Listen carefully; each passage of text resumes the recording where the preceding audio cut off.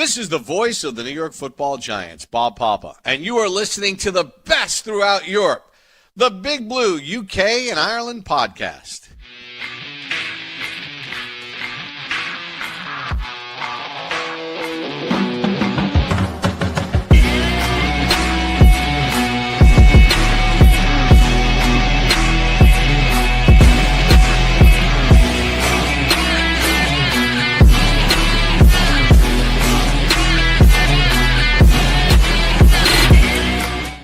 Welcome back, Giants fans, to the latest edition of the Big Blue UK and Ireland podcast. As always, we are proudly in association with Andy's Man Club, lads. Remember, it is okay to talk, and tonight we are 75% British, 25% Irish, and as always, we're still 100% Giants. Producer Craig will be here any second. And there he is. There he is. He appears out of nowhere. How are you doing, mate? Just therapy session number 7 is on the air. The Giants took the L against the Niners on Sunday. San Francisco ran out 34-24 winners. And joining me to review that game and maybe let off a bit of steam, Kev, Craig, and Aaron. Boys, how are we doing? Yeah, good. Always glad to be on with you boys. Just wish sometimes it's under different circumstances, but here we are again for our therapy session. And it's trade deadline. We've got 28 minutes until the trade deadline comes up. Will the Giants do anything last minute? I don't think so personally, but if it does break in, we'll talk about it on here. But good to be on with you boys. Yeah, this is going to be an interesting one because I'm not one for getting into my feels very often when it comes to my sports teams. I'm normally quite level-headed, and I suppose that helps me with my analytic thinking. I've been a grumpy bastard the last couple of days, and it's gonna come out at some point during this podcast. So. It's a therapy session for a reason, my friend. Well, it's funny that the player with the highest PFF grade, I don't know if anybody noticed from the game at the weekend, played a total of 4 snaps for us, and on offense anyway. And, says it all. And that's Gunnar Olszewski with a 93.6. But does he even play football? That's about all the number of snaps he's had all season, I think, on offense. Yeah, I mean, we'll talk about Gunnar in a minute, but it just kind of says it all, really, doesn't it? I think all round Sunday's game was just a bit meh. And I also heard the ever reliable Wesley Steinberg. If you don't know that account on Twitter, look it up. He's got the inside scoop from the Giants that apparently Joe Shane thought the trade deadline was tomorrow, so that's why there's been a lack of activity from the Giants. Of course, Wesley, the famous parody account, but I thought it was a really interesting, funny tweet. I mean, could you imagine? Could you imagine? That would be, that would be great. But yeah, like I said, it's that it's time to get shit off your chest. It's time to get, it's time to have therapy and just lay it all out there, because it's looking like another lost season for this team, and there's only so much of it we can take. So what I mean, it's gonna be one of those. It's going to be one of those evenings that may not roll how we usually roll on this show. We're not necessarily going to break it down offensively and defensively. We're just going to go into a few things that are grinding our gears a little bit. Keep it here, and you'll find out what's really pissing us off. If you are watching live on YouTube, X, or Facebook, get involved in the comments. Send us your questions. Give us your thoughts on the game and also the state of the franchise as well as we reach the halfway point of the season. Don't forget to like the episode, subscribe to the channel if you haven't done already, and feel free to leave us a review on your platform of choice. Mayor, how many stars? 5 stars. Thank you very much. That would be great, and we appreciate the love. We're going to get into the game, because what else should we do at this stage than talk about the game, and not just the game, but again, sort of the where the franchise is currently halfway through the season. obviously the 34-24 loss to the Niners on Sunday in the first of the 2 legacy games this year. How sweet did the legacy uniforms look? I might add, they looked as good as they always do. Just a shame we couldn't get the win. Now, obviously, with us going now being 2-7, we've lost 3 in a row and 4 of the last 5. The only win since September came against the Eagles 4 weeks ago now. So it's getting to the point where we need to start getting some wins somewhere. Started off the game strongly, which is, again, it's kind of been a running theme with Jackson Dart, quarterback. We seem to score on opening possessions more often than not, and the same happened again on Sunday.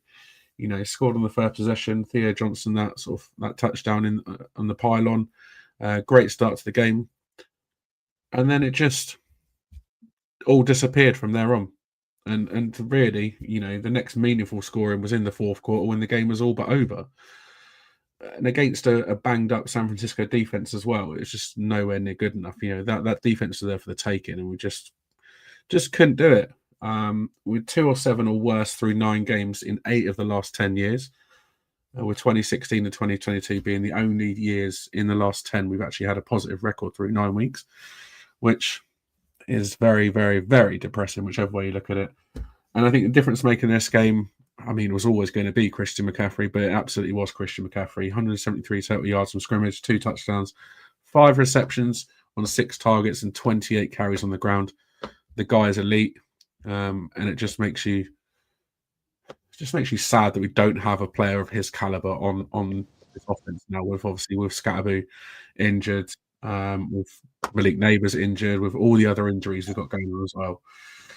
And then the defense couldn't get any pressure going on Mac Jones either. Perfect in the first half, went 14 of 14. Finished the game with 19 of 24 overall, 236 yards passing, I think it was. And then, like I said about injuries, yet again, more injuries to Darius Musa, obviously key player at linebacker, another injury for him. JMS had a shin injury, another injury for him. So Schwartzman came in at center and just slid in and didn't do anything wrong, really. Didn't really put a foot wrong. And Bo Collins picked up an injury as well. So the injury list just seems to be forever getting longer. There doesn't seem to be any let up. And it's that sort of next man up mantra. And incidentally as well, we brought in what's the receiver called that we brought in?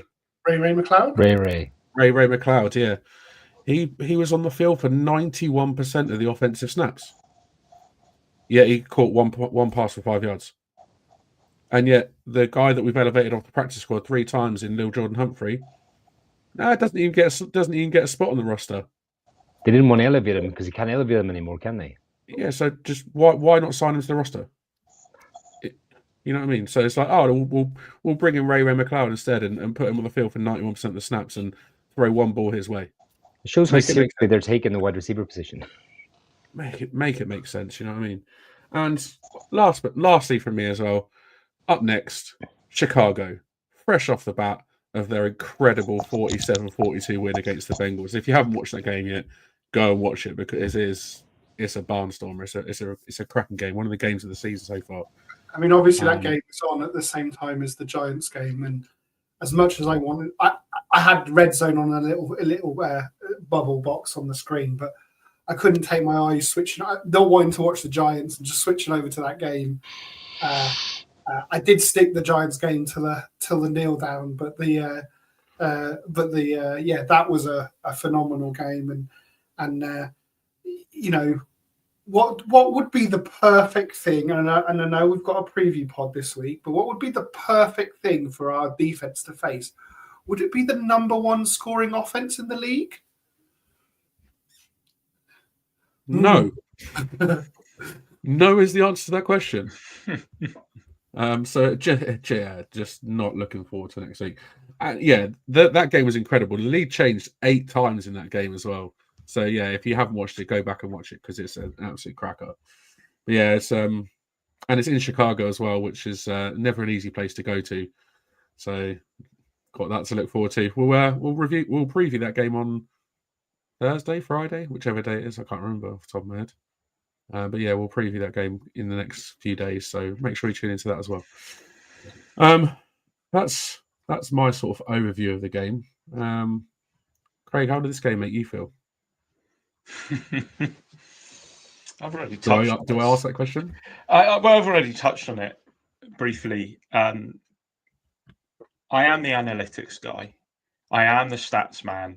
So I need to bring out some stats. And then once the stats are over, close the laptop, notes go away, shoot from the hip.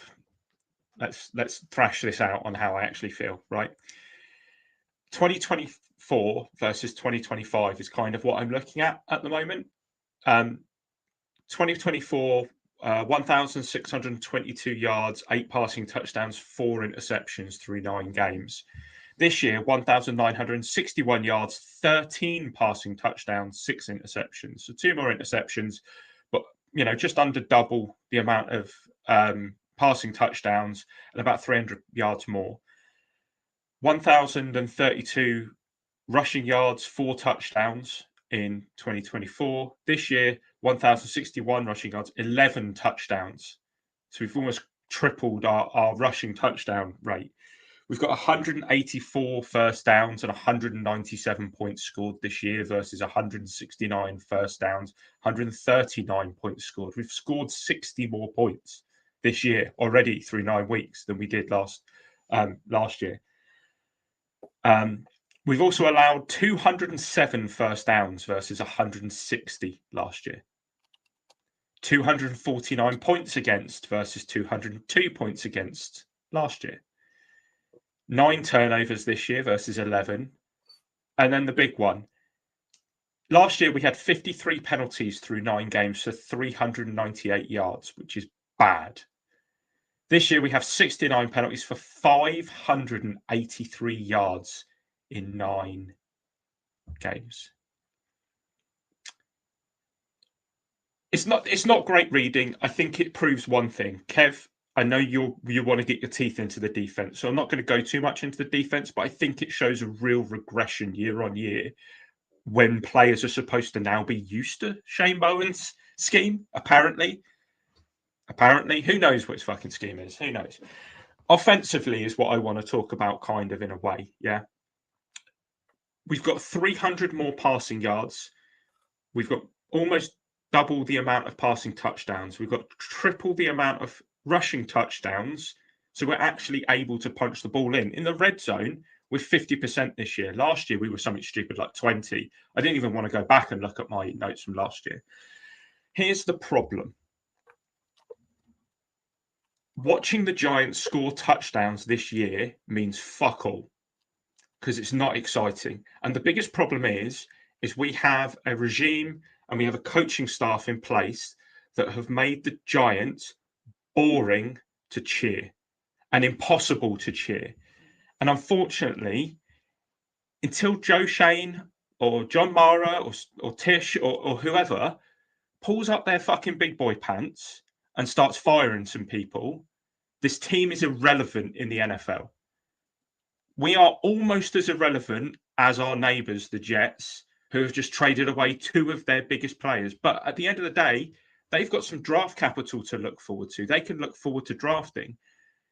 We seem to be able to draft a class that perform amazingly well in their rookie year. And then over that offseason, we just give them all lobotomies and they forget how to play football. Because it's the only reason. It's the only explanation that shows why players like Tyler Nubin just disappear. Drew Phillips, who played amazingly well last year, decides all of a sudden that every other throw to him is he's going to get defensive pass interference on. Like, there is something innately wrong with this franchise. And watching them is just like white noise. The touchdowns to Gunner and the touchdown that Dart ran in, I didn't even cheer it because they're garbage time touchdowns. Our defense is so bad and we're down by so much. The opposing defense can just go, just get some points. And a lot of these points that we're picking up are just garbage points anyway. They don't mean anything. They're stat padders. And it really is starting to wind me up that I'm starting to watch the Giants with a semblance of just nothingness. There's no excitement in there. And it sucks because Jackson Dart is by far one of the most entertaining things we've seen on a football field in like 5-6 years. And he should have Malik Neighbours, but we've been robbed of that. And he should have Cam Scatterbill, and we've been robbed of that. We should have Adebo and Holland, our two biggest defensive free agents acquisitions, but we've been robbed of that. Like, we cannot have nice things. And it's getting to a point where it almost becomes a chore to watch the Giants, because every time a touchdown goes in, you just wave a flag and you go, whoa, isn't this fucking fantastic? And it's not. It's just boring to watch, because all we know is that we're going to concede points. And then at the end of the game, we get everyone's fucking favourite, don't we? Well, we have to watch the tape. We just need to execute better. It's a collective thing. I'm sorry, Brian, but when you've got players who've got their kecks round their ankles, waddling out the back door of a bathroom, getting away from press reporters, you've got people who are supposed to be captains and leaders not wanting to. It's embarrassing. You've got a kicker who can't even stay healthy, saying that he's only missed 3 kicks in 2 years. I tell you why, Graham. It's because you've only been on the fucking field for 5 of them. That's why. Like, I'm not being funny. There is no accountability in this team. There's no consequence. Players can do whatever the fuck they want. And Brian Dable doesn't seem to care. And it's got to a point now where I'm wondering, should I care? You know what? It's a great point, because I'm in exactly the same boat as you. The football we're watching is boring because it doesn't excite you. And for whatever reason, the only thing I do get excited about, like you said as well, is Jackson Dart. Everything else is just like meh. Not once did I go into this game on Sunday thinking we could have a chance of winning this, even when we went up in the first quarter, even when we scored on that first drive. At no point did I think we could win this game, because as soon as San Francisco get their hands on the ball, and the defense could do nothing to stop them, and it was just really, really sad to watch. But what would it take for you at this point, Craig, to be excited about anything we see for the rest of the season? Like, it's going to take a miracle for you to be excited, right? It won't. It honestly won't. I hate calling for people to lose their jobs. It just feels like that's the only way that anything's going to change. For me to be excited, we need to make a change somewhere. But the problem is we're so far into the season, how much is that going to change schematically for the rest of the season? All I want to do is be able to celebrate a win where it's not cheap, or where it's not lucky, or where we've earned it. That amazing treasure box that we saw through preseason has got more cobwebs in it than most medieval castles these days, because we're not doing anything with it. We lauded about, I drank the Kool-Aid. I said that the Giants were going to have 15 interceptions this year because I saw Adebo and I saw Holland come in, and it just hasn't clicked with them. Like, for it to be exciting, I need to see complementary football in 3 phases. I don't trust our coaching staff to be able to deliver it. No, I don't, and that's the biggest problem, I think, at the moment, is that there's very, very little trust in the coaches. And I think one thing that really stands out for me in this game, I think Dan Duggan put it beautifully well in his article that he put on The Athletic earlier. The defense blitzed twice in the entire game against San Francisco. Against this banged up offensive line of San Francisco, we blitzed twice in the entire game. The 2 times we did, one of those times ended up with the fumble that was caused, and Abdul Carter picks the ball out of the air and turns the ball over. Twice in the entire game. To me, that says this defense is fucking trash. This defensive coordinator doesn't know what the fuck he's doing. And all we see week after week is just poor defense. And I know you're going to come on to it in a second, Kev, but I'm sorry, but Shane Bowen, you've got to fucking go. We need to see some fire and some life in this defense And don't even get me started on Tay Banks, because I could go on for hours about that guy. I want him off of this team as soon as possible, because I think he's beyond dog shit. But yeah, two blitzes the entire game. Make it make sense. Well, what makes this even more, puts it into contrast even more. We blitzed twice, and I can understand you not wanting to blitz to open up running lanes or for a running QB. Like if you're going against Lamar Jackson, you've got to be careful about blitzing, because if he evades it, he's free. This was Mac Jones. We were at our meet up in London. I went to the National History Museum. I saw exhibits of dinosaur bones that have more ability to evade the rush than Mac Jones does, and we didn't blitz it. Like the guy's a statue.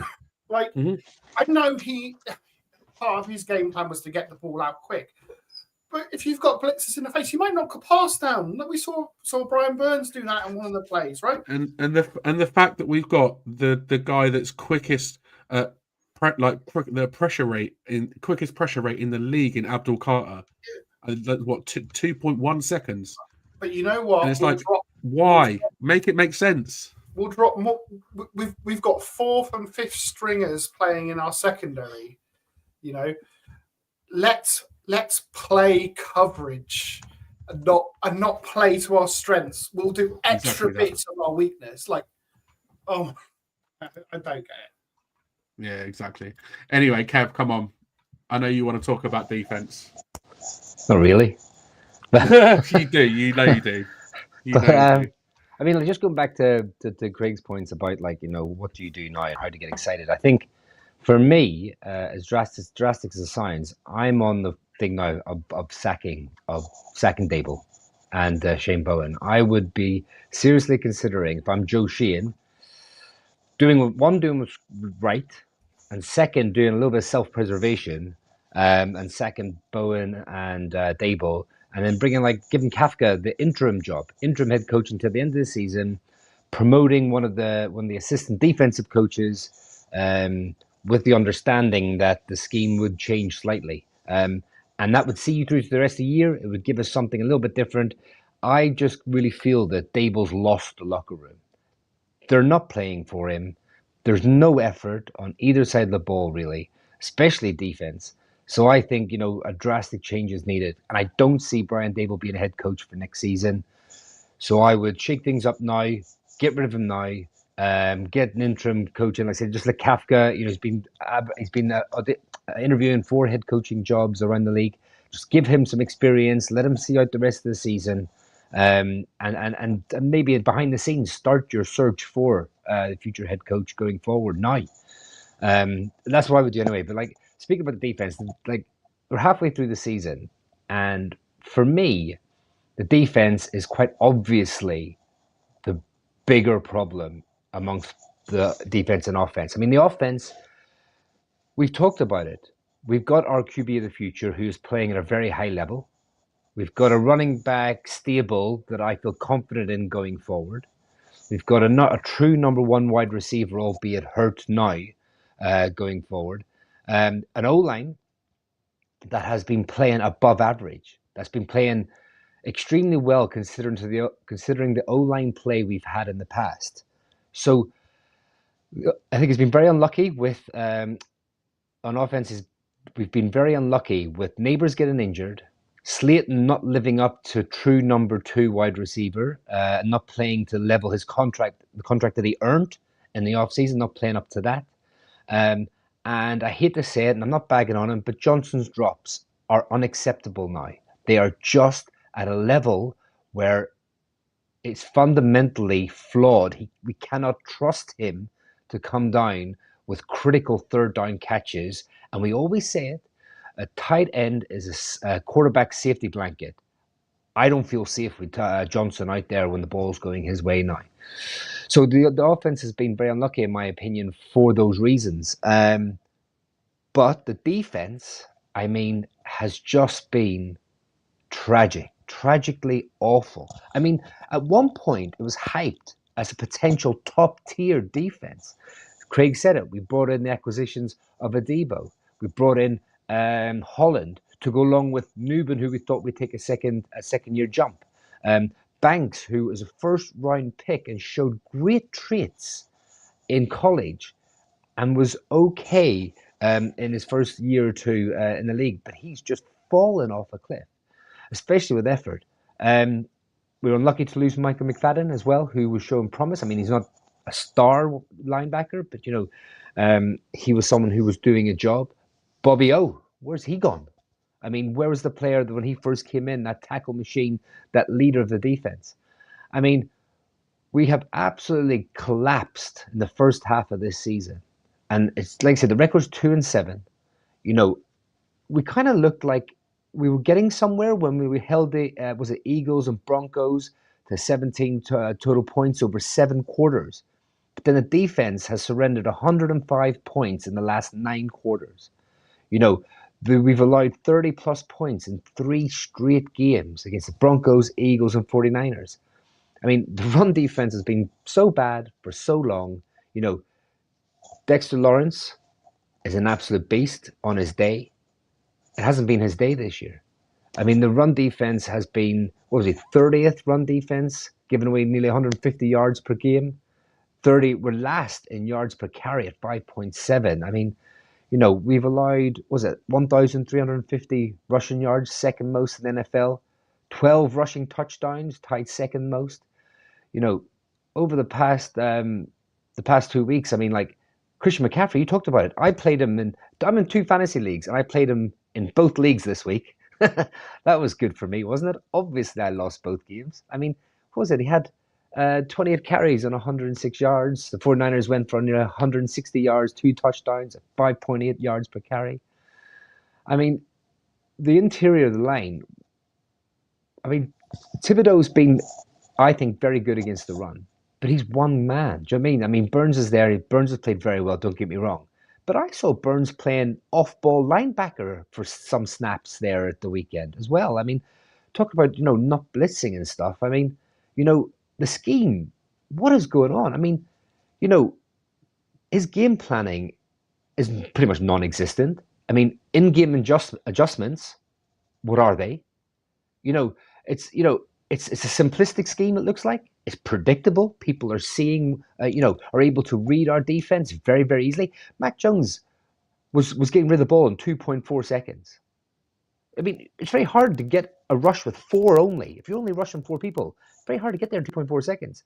But he's just picking his first read pretty much on every single play. I mean, I don't have the stats here, but I'm sure it was like something like 17 straight completions. Like that's shocking. I mean, they're not disguising anything. I mean, I think there was one game where there was a bit of disguise and coverage and it looked a bit more exotic and we played well. And we've just gone back to vanilla defense again. I mean, and it's so frustrating when Dable comes out, and he says, not good enough. The guy's battled, but, multiple, it's not just on the defense, but just nonsense, coach speak in pressers. Show some character, have a bit of life. I mean, come out and actually answer questions instead of evading them all the time. I mean, the 49ers, 4 out of 5 in the red zone, scored 3 touchdowns on 3rd downs. Like 3 touchdowns on 3rd. We're supposed to be getting them off the field on 3rd down. I mean, it's just, injuries haven't helped. I understand, Holland's been out since week 7. Paulson Adebo's been out since week 7. Cordell Flott, he missed the past week with concussion. You're playing Deontay Banks, who is mentally checked out. Like, he is not even an NFL player at this point. And you're playing rookie Corey Black, who we drafted in the 7th round, tried to sneak onto our practice squad by releasing him, and he decides to go to the Jets. He's on the Jets practice squad, and we are so thin at cornerback. We've had to bring him back and elevate him onto the 53. And obviously McFadden's been lost for the majority of the season. So I understand, injuries aren't helping. But just like the players, I mean, Dexter Lawrence, he's been double teamed for 75% of all the snaps, pretty much identical to last season. Like, pretty much identical. But he's been playing out of position. He's not been playing as nose tackle. He's been playing on the shades. This season, he's only got half a sack. Like, it's absolutely ridiculous. I mean, he managed just 1 pressure against the 49ers this past week. I mean, it's not helping when you get someone like Carl Banks coming out and they're having a bit of a feud going back and forward. I understand that. But Carl Banks, I mean, is he wrong in some of the stuff he was saying? We just haven't seen the level of performance we expect from Dexter Lawrence. He says he wants to stay with the team, and I hope he stays because he's a linchpin. He's a captain. He's like, he anchors that defense on his day. Like I said before, he's best in the league, one of the best in the league, like easily. And then talking about Deonte Banks, I mean, does he tackle? There's no effort. I mean, like I said, he's just not an NFL player. I mean, that attempted tackle on the Brian Robinson Jr. touchdown was criminal. It was insulting. Insulting to the fans is what it was. Insulting to yourself, insulting to your teammates. Where is the accountability? I mean, he should just be benched, and I would play someone off the street. Honest to God, he should not be on this football team. I know people say, okay, maybe he's got another year left or whatever. We'll see what a new coaching regime can get out of him. No, he's beyond redemption for me now at this point. I mean, I looked at his PFF grades earlier. I mean, general defense 45, run defense 44, tackling 46, in coverage 46. I mean, they're absolutely atrocious. I mean, he's been targeted 17 times, 15 completions. That's 88.2%. For 14.7 yards per catch. Is that 2 overthrows as well? Yeah, quite. I mean, like, it's just like if I'm the offensive coordinator, I'm like, okay, like quarterback, just pick on Banks because he's absolute liability. I mean, why would you not at this point? Oh, 100%. I mean, one of the saving graces for me is in this defense. Like, obviously, Carter's flashed, and he just hasn't had the production that's shown his ability. And so, if you look at his stats, it doesn't look flashy, but he passes the eye test for me.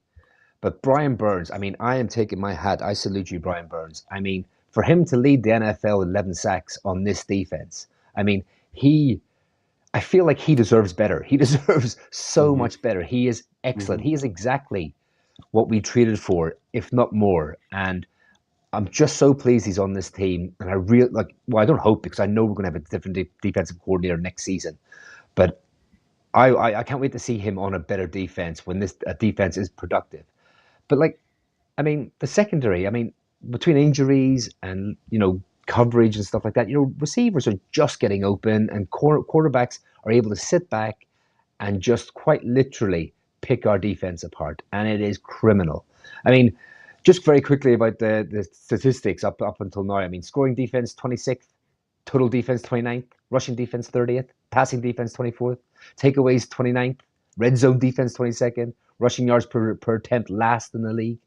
I mean, the defense is in full free fall now. It's just non-existent. I mean, there's no tackling, there's no inspired plays. We're not seeing people like a Dexter Lawrence interception early on the season. We're not seeing stuff to get us off our seats and be like on critical third downs, someone really, really making a play. We're just not seeing it. I mean, there's no effort. Execution and focus is non-existent, like I've been saying. Coaching, accountability, please. Bowen's defensive scheme and his calling of plays is atrocious, and it cannot carry on any longer. Something has to happen. I know Dable came out and said about he's our defensive coordinator still. That needs to change. I mean, if you really want to see if you're a job, you need to do something drastic there. I mean, it's just you're not seeing adjustments. You're not seeing good scheme. We're too predictable. It's absolutely awful.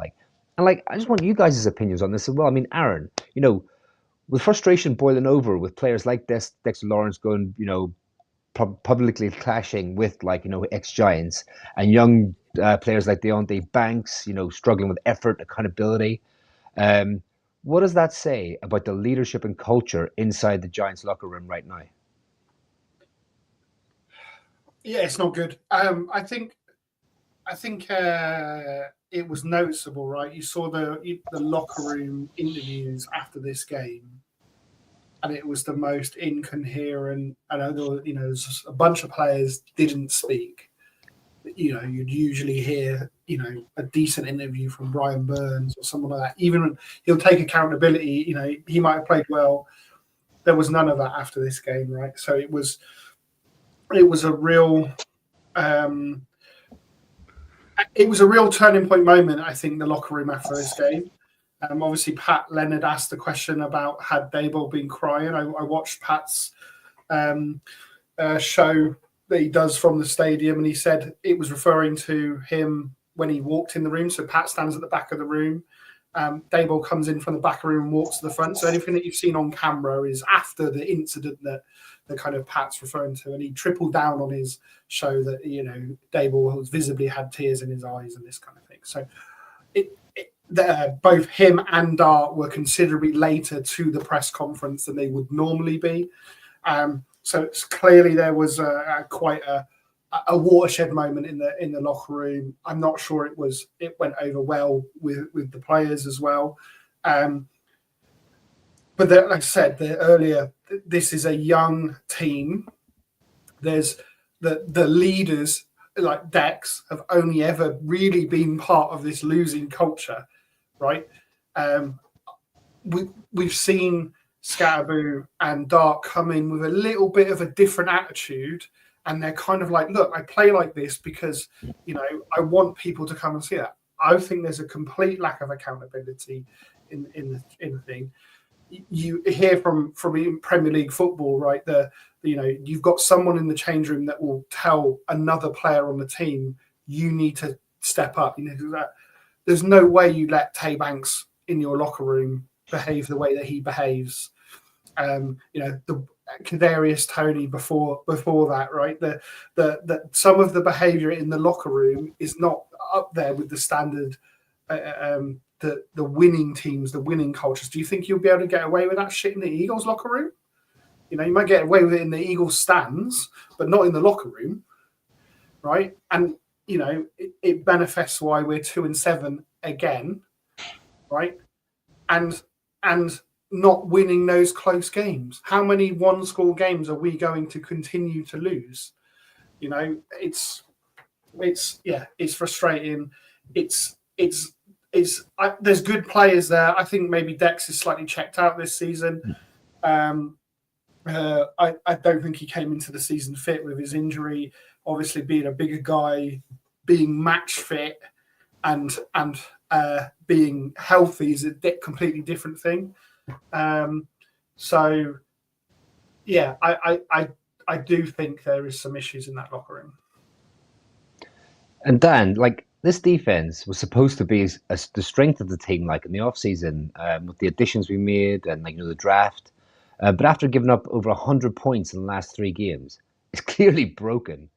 I've made my sort of feelings known. But what realistic changes, whether it be scheme or personnel wise, would the Giants need to sort of stabilize things over the final stretch of the season? It's a good question. I think there's only one thing you can do at this point. Fire Shane Bowen. Launch him. Goodbye. Because whichever way you look at it, you've reeled off where we are in terms of league defense, and we're in the bottom half in every major metric. Not just in the bottom half, but in the bottom sort of 4 or 5 teams across most of those major metrics. That says to me that this defense is just not up to scratch. This says to me that this defensive scheme clearly isn't working. That says to me that this coordinator we have is just absolute bollocks, in all honesty. He could change his scheme all he likes. It's still going to have the same outcome. He's still going to revert back to his plan. And like you said, there's no in-game adjustments. It's let's stick to the plan because the plan is working. It's clearly fucking not working at this point. Clearly not working. So, what excuse, what reason has he got to say to Dave, oh yeah, we stuck to the plan and it really worked? No, it didn't. If you even got a game plan at this point, or you just going, we'll just wing it. Well, you know, I think just I think the only plan they have is hopefully the offense get enough of a lead that we don't have to play stop the run because the other team's going to pass and it's going to play into our strength. But that's not a defensive plan to hope the offense gets 2 or 3 scores up. Like we happened to do that against the Eagles, right, at home, and then we saw the best side of our defense. But that was that. You can't rely on that on a plan. You're not going to play every game ahead. You've got to. How many times have we seen teams make a comeback in the witching hour? Not us. Not us. No chance. I mean, like, let's rewind 2 weeks to the Denver game, and let's see what happened there. Yeah. I think Keith made a really good point there in the comments. You know, I think there might be a hint of truth to this. You know that Dable's kind of like self-perseverance mode, where it's like, at the end of the season, be like, okay, we're going to fire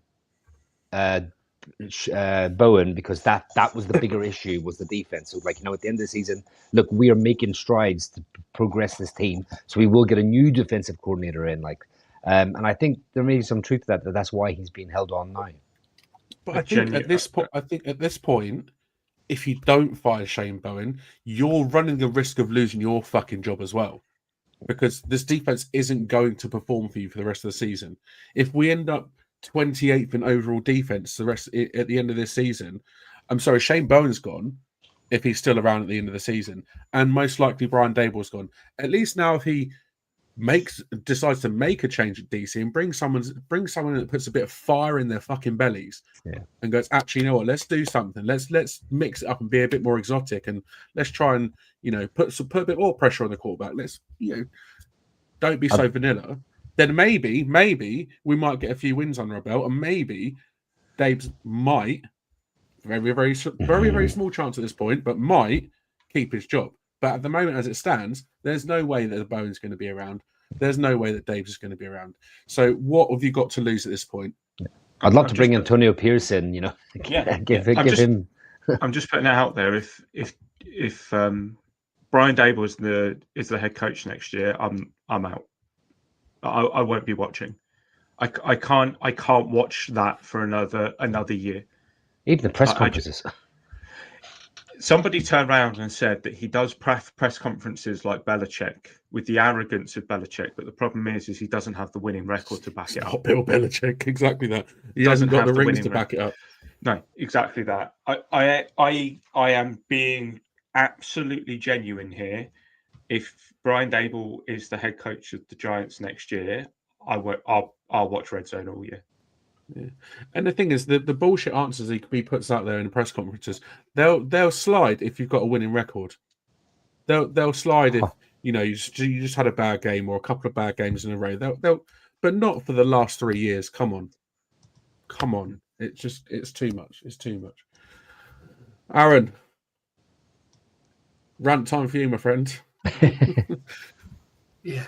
Well, I just touch on the coaching side of things. I'm not really fussed on whether Dable stays or goes. That hasn't moved for me, but I won't cry either way. But Bowen's got to go 100%. Like that's the way. So in fact, probably the only people I would argue for staying would be Michael Gabriel, the special teams coordinator, and Carl Brasilla as the O-line coach, and everyone else. That you can all go. I wouldn't be upset if you stay. Then, all right, let's see it. But Bowen can't stay. Absolutely. I was there already before the start of this season.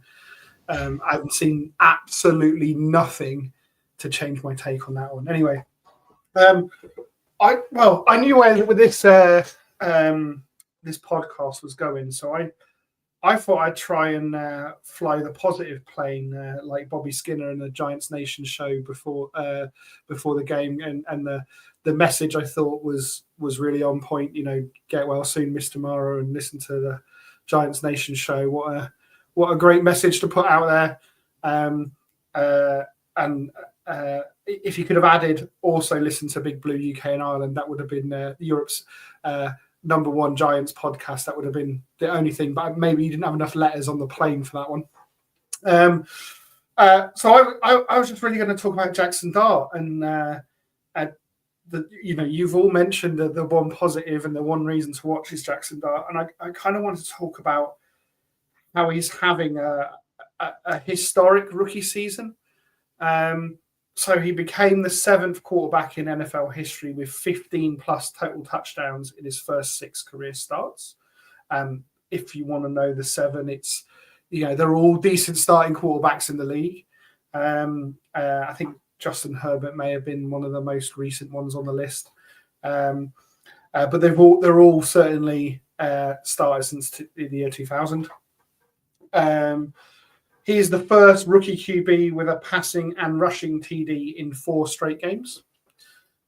He was the NFL offensive rookie of the month for October. And if you, I'm a big fantasy football guy. Mine and Craig's team is leading the JTT Cup podcast league quite convincingly. We got a real boost from Cam Scatterboo. That sadly has lost some steam here, but the team's still turning out top points. Jack, if you drafted Jackson Dart or grabbed Jackson Dart when he became a starter, you'll be feeling quite happy because he is the QB3 in fantasy points since week 4. So he has come on and delivered at a level that, a rushing upside QB, Konami code QB. He is a bit of an everything to the offense. So, and he's doing all of that with the same supporting cast that Daniel Jones had last season. We talked fairly heavily in the offseason about how we were returning 10 of 11 starters and the QB was the only position that we were changing. So all of that turgid offense that we saw last season, it's the same supporting cast, except Neighbors is out, so we're running to backups. I think he's done it without there's number 2 wide receiver. I'll get onto that in a minute. It's he would have also had an additional 70 yards this week without drops on three separate third downs as well that would have extended drives. So 2 by Theo Johnson on exactly the same play. We ran the same play back-to-back third downs, and the incompletion was exactly the same incompletion. I did put a little post up about how maybe Dart missed how open Ray McLeod is, but maybe that will come with development. I think if Neighbors was that open, he'd be getting the throw for sure. But rookie QB, right? Room to grow. There was also a target on Slayton in the end zone in quarter 3, which was a blatant uncalled PI that was a potential touchdown saving penalty because without the hit on Slayton, it takes a TD off the board. That's a bit of a recurring theme as well. Last week we saw a 70-yard touchdown taken off with a bogus OPI call, right? The one that actually Slayton grabbed and held on to and everything else. So just adding in the OPI and the key drops this week, it would take his average up to 220 yards a game at 7.5 yards per passing attempt with 12 TDs and 5 rushing TDs. And he's also adding an additional 50 yards a game on the ground. So he's accounting for sort of 270 yards a game if the supporting cast and the penalties will go in our way. And there's some really great signs there. Obviously, his ability to evade the rush, extend plays. Not just me, but Rob Saleh also set out how he's a Mahomes-like in his kind of ability. I'm certainly a lot more engaged. I know, Craig, maybe you're out with this kind of scheme. I'm more engaged with this 2-7 Giants team than last year's 2-7 Giants team. And Dart is the reason for sure. The offense is certainly moving. The touchdown to Gunnar Olszewski, although it was in garbage time, just look at that throw. That it's a narrow window. It's perfect ball placement. That's up there with one of the best throws in the league you'll see from a QB from this past weekend. The weekend before, the evasion and rollout and a throw to Wandale, again, one of the best throws you'll see from a QB on a weekend. for me personally, you know, I'm quite happy with I'm not happy with 2-7, but I'm happier with this 2-7 than compared to last year. You know, maybe it's because I don't have to go and watch us live in Munich and see that absolute collapse and pay good money for it. But I'm happy with where we are. I think obviously we're seeing the season ticket holders are perhaps out on it and looking to recover money. You know, he put up these stats while having to operate a silent snap count at home, right? Because the 49ers fans dominated the stadium and they couldn't hear the play calls and this, that, and the other and everything else. So again, we're returning 10 of 11 starters from 24. Why would we expect the results to change? Maybe it's our foolish fault for predicting 8-1 when we've got the same offense and the defense has clearly got worse, not by player quality, but by scheme. But we have seen an improvement on offense. We have gone from 16.1 points per game to 21.9 points per game. So that's fourth worst to fourth best in the league. Right, we're obviously having to. Our defense has regressed in a similar way. That has gone from being one of the mid-table points per games to now one of the worst. We're missing one of that 10 neighbours through injury. Dart certainly seemed to miss Illuminor this week at right tackle. Bo played really well, but there were a couple of breakdowns on a couple of plays that really hurt. There is one play where I think Dart takes a sack that if Bo holds his block, is probably Wandale's probably wide open on the touchdown down the field. So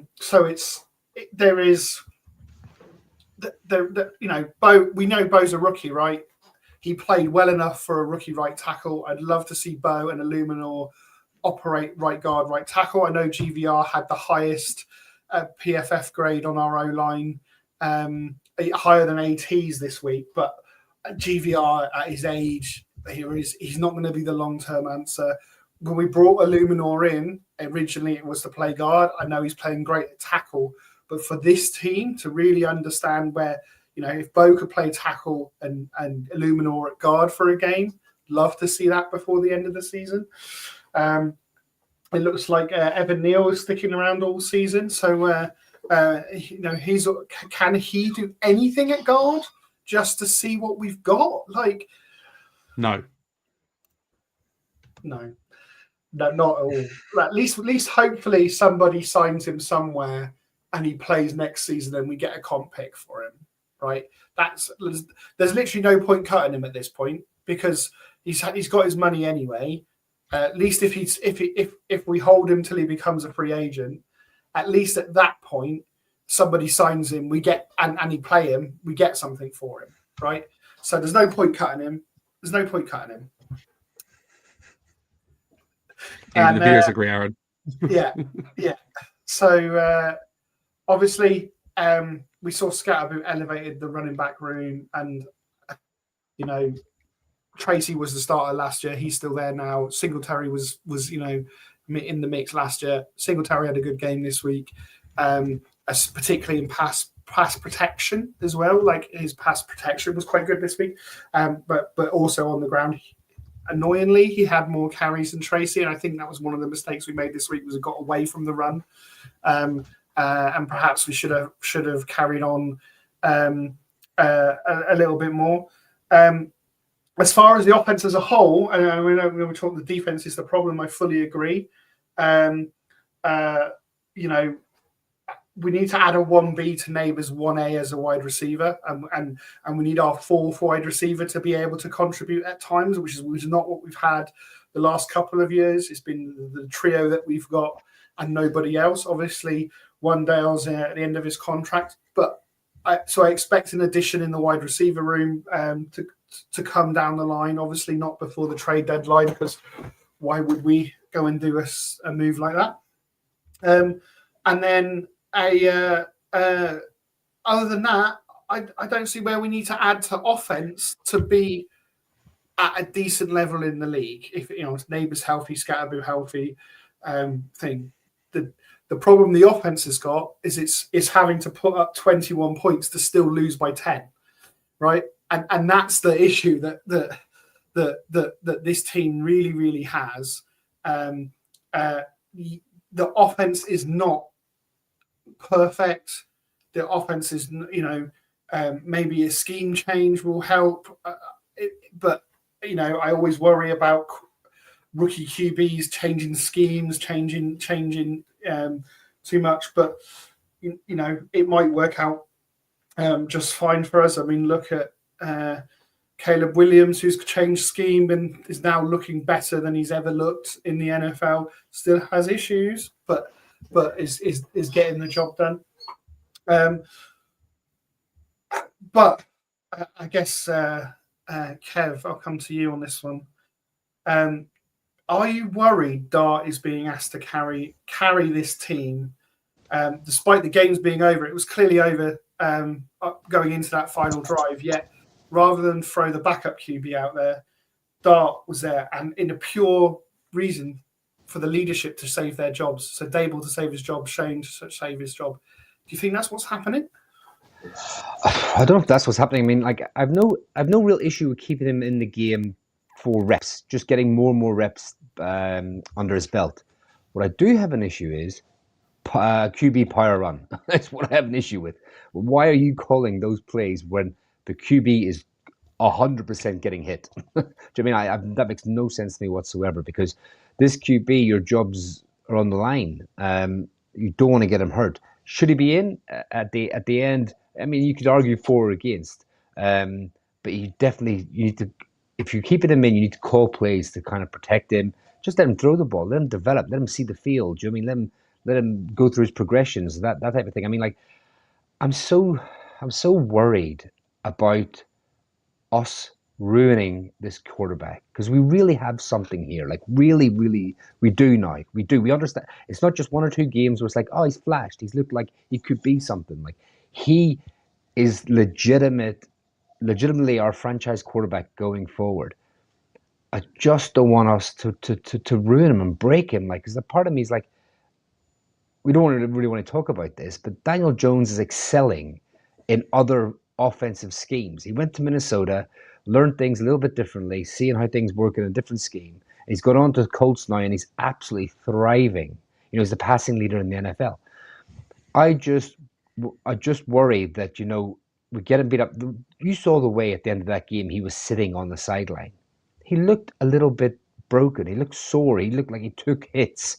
He looked dejected. He looked like he was crying. I mean, yeah, I just worry. I mean, we need to do right by him and not right. The coaching staff, need to do right by him and not right by themselves. Because for us as fans, he will be here a lot longer than you will be.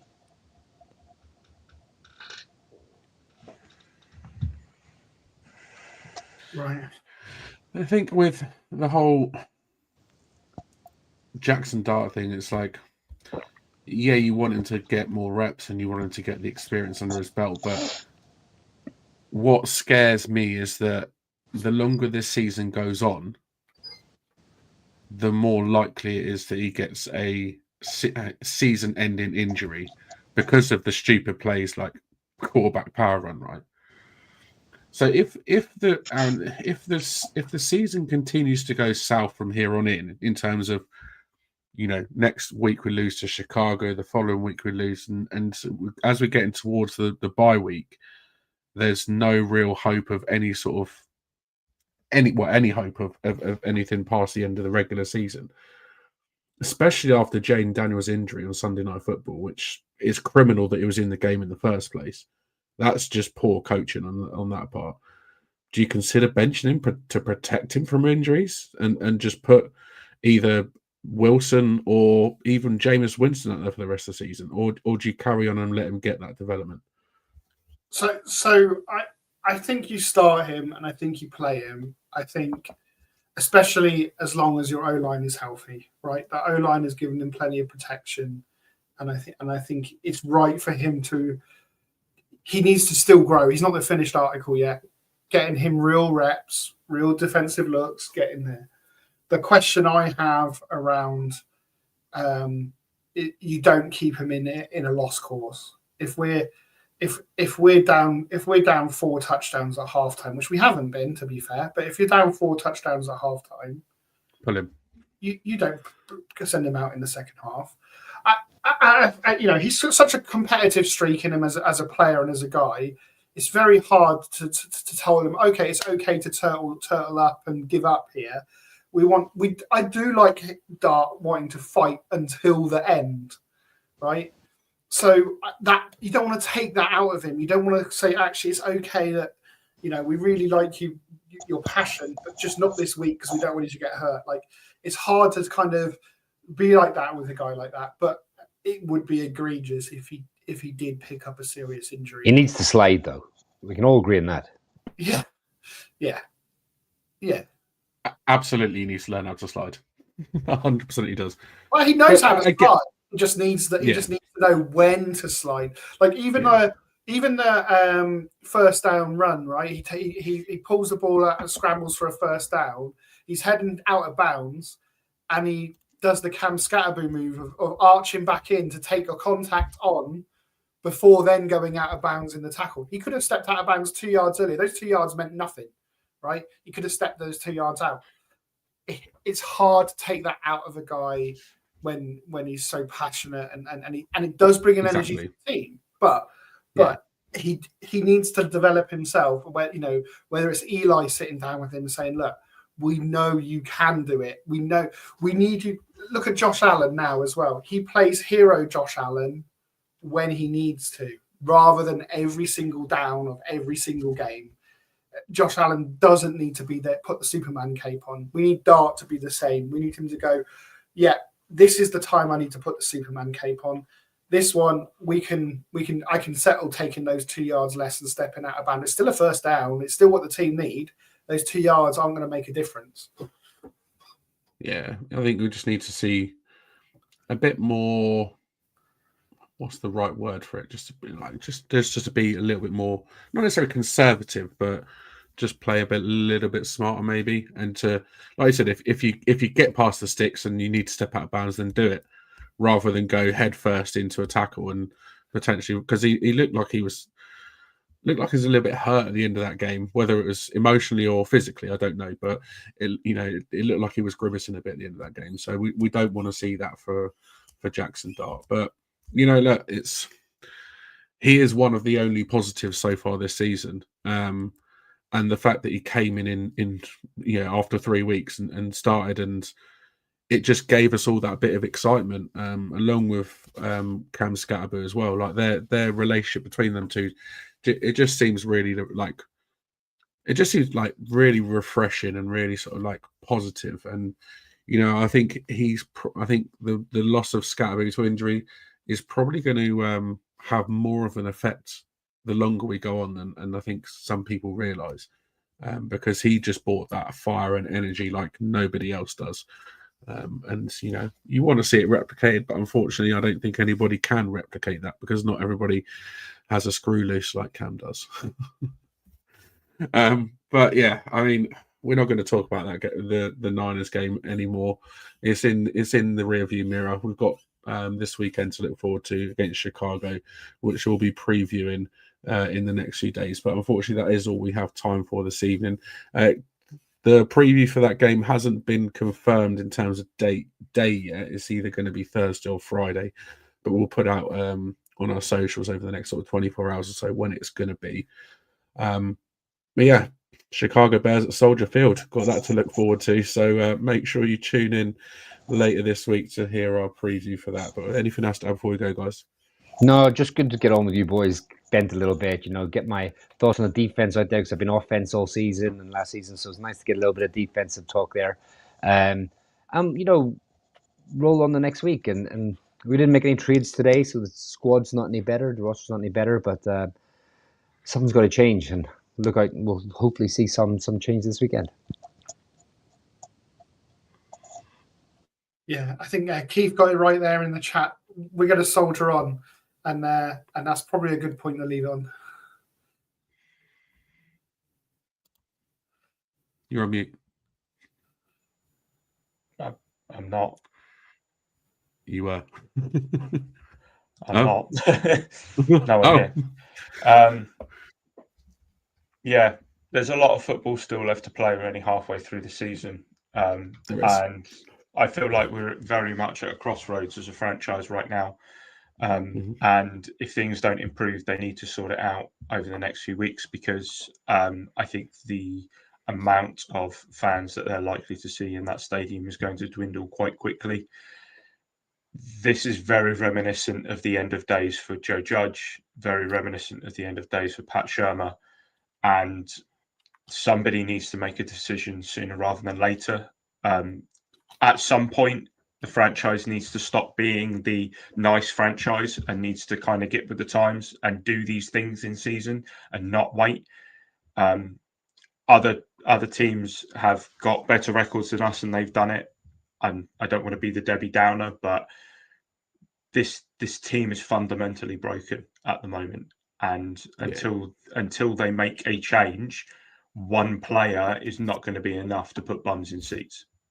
No, exactly that. And you saw on Sunday the amount of red jerseys and red t-shirts in that stadium is absolutely criminal.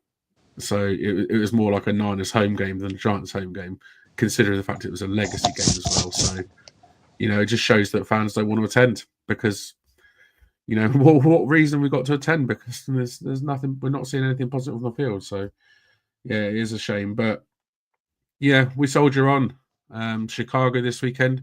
Hopefully it'll be a good game, and hopefully we see a game like they had this weekend just gone in a bit of a shootout. But let's hope we're on the winning side of that. And like you said, we're halfway through the season.